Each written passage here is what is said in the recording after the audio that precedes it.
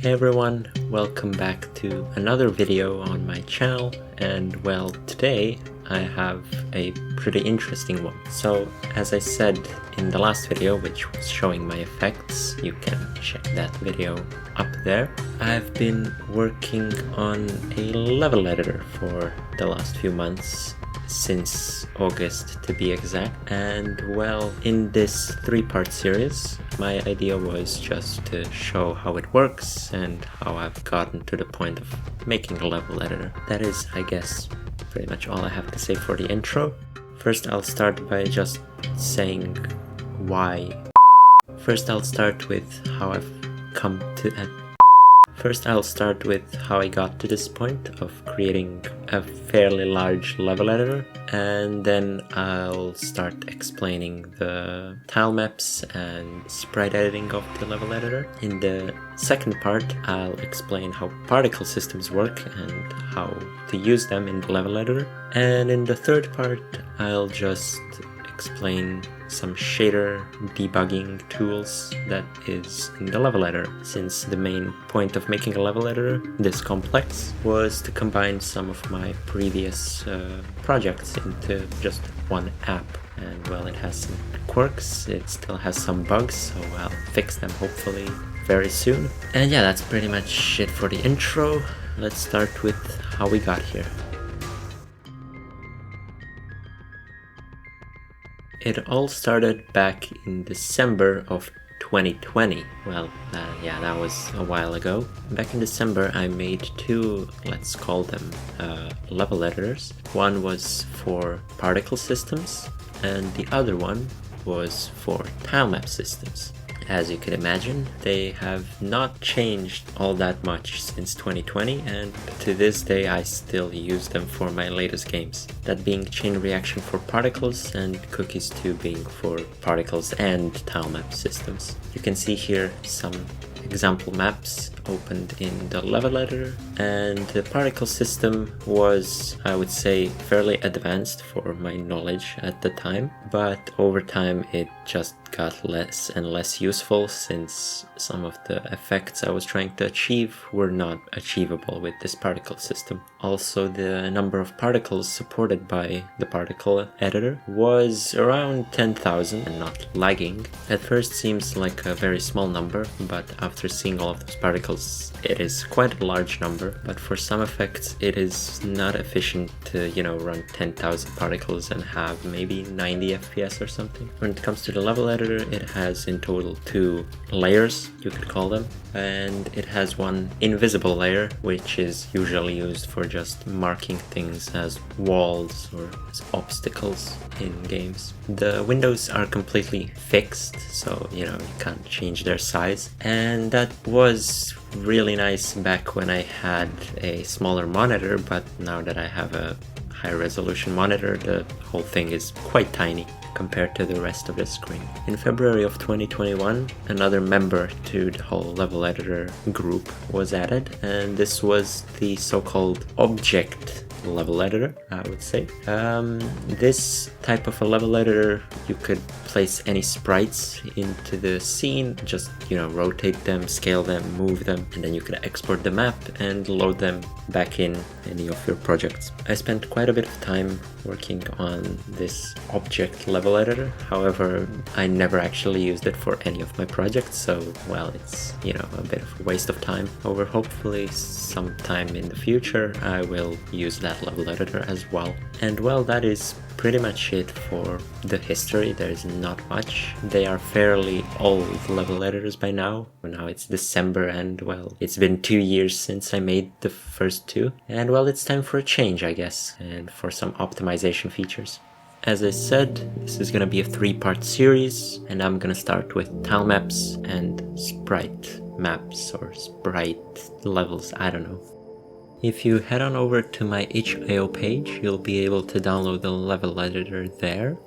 However, as you can see here, the latest version is 1.1. This will change to 1.2 by the time this video comes out. Anyways, what I'll be showing here is the latest version 1.2 and how it works. So after you unzip the folder You should find these files in the directory. So let's go quickly over what each folder and file does. First of all, we have here the other folder, which has the level.h header file. This is useful if you want to use levels made in the level editor in your own projects. So it is a C++ library, let's say. It's more of just a group of classes. As you can see here, we have just a bunch of SFML stuff.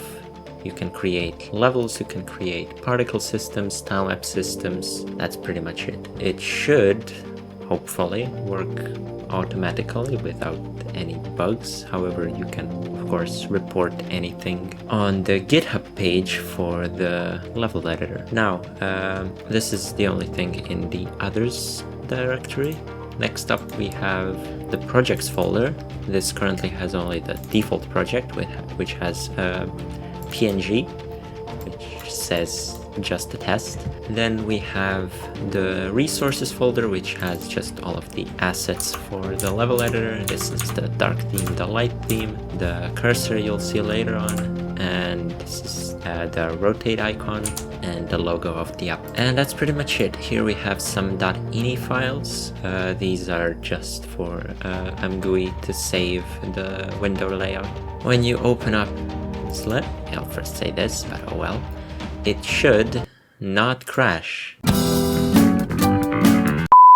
That is not intended. So as I was saying, when you double click the exe file, it will open up like this. It should open up like this at least. So here we have first this setup window, which asks you to either create a new level or to open an existing one. In this case, I'll just open this default project. So after you've opened up or created a new project, it's pretty much all up to you what you want to do next. So we have the main for Windows here, as you can see. We have files, we have properties, we have scene assets, and we have this main view. They are all movable, so you can place them wherever you want. Next up, we have these few buttons up here. We have the save, settings, level layout, add item, and exit buttons. And we have our frame rate. It should hopefully be always at 60. The save button just saves the level in its current state, so that saves all of the scene assets with their position, rotation, scale, things like that. Then we have the settings button, which has all of the settings. We can change the theme here. So for example, classic, which is, these are just the free default IMGUI library themes. I'll leave this as dark for now. We can change the font size, which I'll keep at 1. We can also ask for a borderless window. In that case, it will be in the center of our screen. And we can change the screen resolution. I'll change it to 1080p. So as you can see, we also have a few buttons down here. I'll get to these in a moment, but for now, it's pretty much all settings we want. Now we have here this a bit weird looking layout since we changed the resolution. We can change our layouts up here. So this is the default level layout. We can change it to shader layout, which is basically just full screen everything. And we can have 2 custom layouts that we want. So for the custom layout 1, I will hopefully make my own layout. I'll be back in a moment. So after some tweaking, I got this full HD layout and we can get to work, I guess. So this is our main view. We can move around here by click and holding right click, and you can zoom in and out with your scroll wheel. And that's pretty much it for the basics of the main view. We have here our scene assets, which are just drop downs. We currently don't have any assets, so it's empty. We have our files here. We have 2 buttons, so we have a refresh, which will basically check again in the files folder if anything is there. We also have this show images button, which will show images, as you can see. And we have the properties down here. This will be used for modifying properties of pretty much every single scene asset that we have. So let's use this just to test example here. I can either double click to create a new object, or I can drag and drop into the scene. So creating, for example, this is just a sprite object. It's not a tilemap, so I can select it just as a sprite object. We give it the asset name, so I'll say for just, you know, example. And we can click on OK. And here we have our just a test asset. We can click on it, and then we have these properties here. We can go under general. We can change its name in case we don't like it. We can toggle it to be either visible or invisible. This is the Z layer, so this is basically the drawing order. We can change its color. This is just multiplied to the texture color. And we can change its blend mode. In this case, everything is fully opaque, so changing this doesn't do much.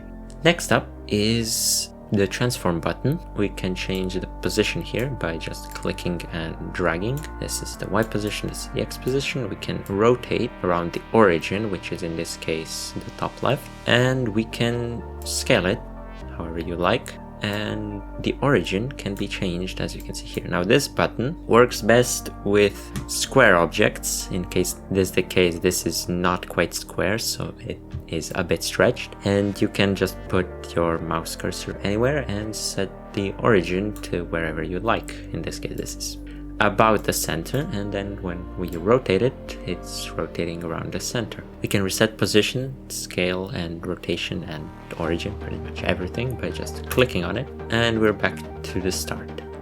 Here we have the textures option. We can either change the texture. In this case, there's just one texture. We can change the rectangle. So if you know SFML, there is you can set a texture rect. This is basically setting the texture rect, but with numbers here. So we can, for example, ask the offset to be like 100. As you can see here, it's a bit stretched because the way textures work. We can also change the width and height of the texture rect, as you can see here. Now, as you can see, this is stretched, and I don't quite like the way it is right now. So we can go here under textures to this main texture, and we can say repeat texture. And now it's repeating every time it gets to the edge. So if I increase this, as you can see, it's stylable now. So this is what you can do in textures. Next up, we got fragment and vertex shaders. You can save vertex shaders as image, which we'll get into later. And currently we don't have any vertex or fragment shaders in the levels, so we can't set any. That's pretty much it for what you can do in this default level. I forgot to mention what these buttons do. Here we have, so you can toggle on and off the grid. You can set each of these small squares in a grid. And we can set its size, so for example 30 by 30. Now it's much larger, as you can see. It doesn't have to be, the grid doesn't have to be a square, meaning that we can do something like this, and now it's looking quite different, you could say.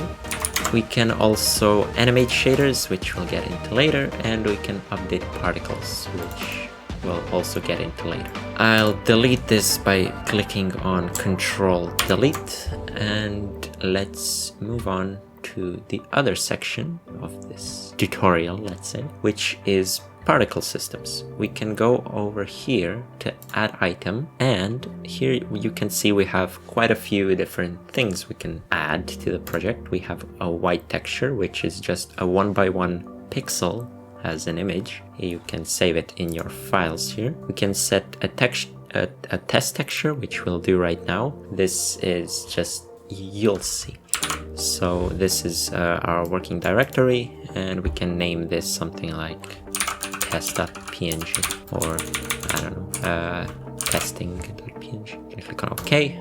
Here we refresh, and this is the texture I was talking about. We can drag and drop this, or we can hold Control while doing it, and that automatically adds it as a texture and not as a sprite object or tilemap. And of course we can here also change if it's a smooth texture, if it's a repeat texture, and so on. I'll drag and drop this just a test image to show how tilemaps work. We can name, of course, our tilemap creative123. We can say that it's a tilemap because it is, and then we have here the texture tile size. Now this texture is, I think, 500 by 100 in width and height, and map size is for now gonna be just 3 by 3. Gonna click on OK, and as you can see here we have our tilemap. Let's just check if this texture is what I think it is. Okay, it is 500 by 100, so this should have 5 tiles for us to draw. We're gonna click on creative123, and as you can see currently it's very small, so this border is very huge compared to the rest. We can go ahead in general and change the tile size from 1 by 1 to 10 by 10. So now each tile is 10 in size. We can go here under tiles. As you can see, we have here 5 tiny tiles. We'll be able to edit this tile map. So what we have to do here first to actually see these tiles is change the icon size. So I'll do like this, for example. You can also change how many icons per row. I'll set that to 4. So we have here 5 tiles, as you can see. Then we go ahead into the edit mode, and yeah. So as I was saying, we can change the icon size here, and when we click edit mode, the outline of the tilemap disappears and the object returns to 0, position, and its transform is temporarily reset for you to be able to edit this more easily. Anyways, here we now have these buttons, and you can select different tiles. As you can see here, it says which tile is selected. So for example, I can select this, which just has A, and I can click over here and just rewrite the tile. Now this is not the easiest way to manipulate, since you have to click here to change which tile you have selected each time. I'll maybe in the future add something to make this process simpler. For now, this is the only way to change how the tiles work. Here you can also click on export tilemap, which will, as it says, export a tilemap. We can give it a name.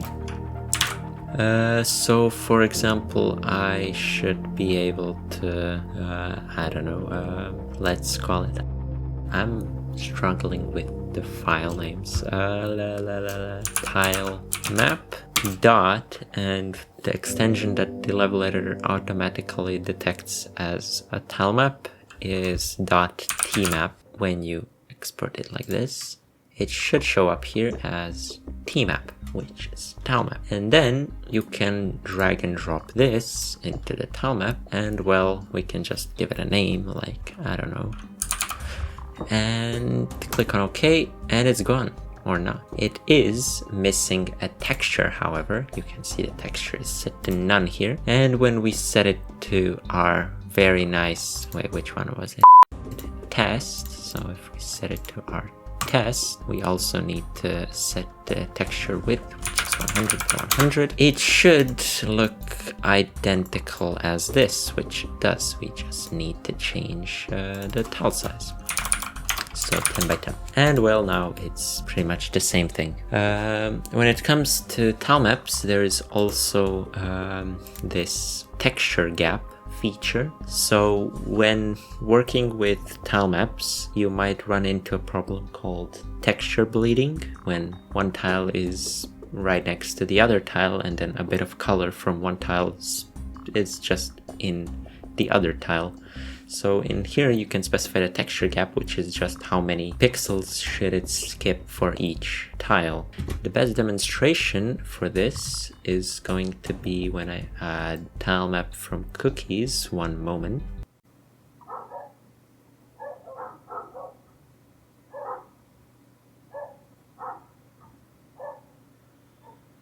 Alright, so I added a few resources. If we refresh here, you can see we have some tiles and top tiles. We're gonna show images. So I added some Tilemaps from cookies, we are gonna drag and drop this tiles1. I'm gonna call it cookies, and we're gonna set the texture tile size. It is to 100 by 100. Also, the map size should be, for example, I don't know, 5 by 5. Okay, there we go. So we have this. Now if we change here the tile size from 1 by 1 to 10 by 10, as you can see, we have the plain nice background here. We can go into tiles here. You can see we have all of the tiles. You can see they're slightly looking weird because each one has a gap of 2 pixels between and is therefore offsetted more and more and more. But if we edit here, go into edit mode, we can, you know, draw anything we'd like. So for example, I'll do something like this, then we'll set something like that, and that is okay for this example. Now we can go into here, into textures, and there's a texture gap. So I should set this to 2, and now as you can see, everything is aligned nicely. So that's the example of that. You can see the texture here. The size is 2448 by 100, and that's pretty much it for this example. So this should be all of the things covered for part 1. Part 1 being the original version of the level editor, which had only tile maps, sprite objects, and textures. And that is pretty much it for this video. One thing that I forgot to mention when recording the original video was that you can also move, scale, and rotate in the level editor by clicking on what you want to rotate, you know, and then the keys E, R, T, and Q are used for movement, rotation, and scale. So if I press E, you can see we get this UI here, and we can then move the object wherever we want, right? We can press R, and then we can rotate it, as you can see, around the origin, or we can press T, and that will be for our scale, as you can see. And then to remove this UI, you press on Q, and that will remove the whole UI thing. That said, thanks for watching. Until the next one.